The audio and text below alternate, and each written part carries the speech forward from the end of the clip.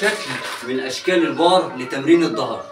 تابع معايا ان انا بضم ايدي عند ركبي او عند الساقين، وخلي الساقين بين ايديا زي ما انت شايف كده، تمام؟ وابدا اسحب، ويا ريت تظبط ظهرك، ما تخليش ظهرك يجوز.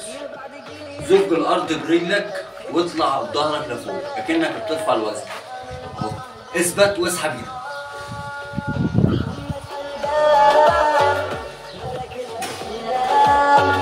كل يوم يعبر الاحلام يا كوكب فتنس وفيك الآن نعيش.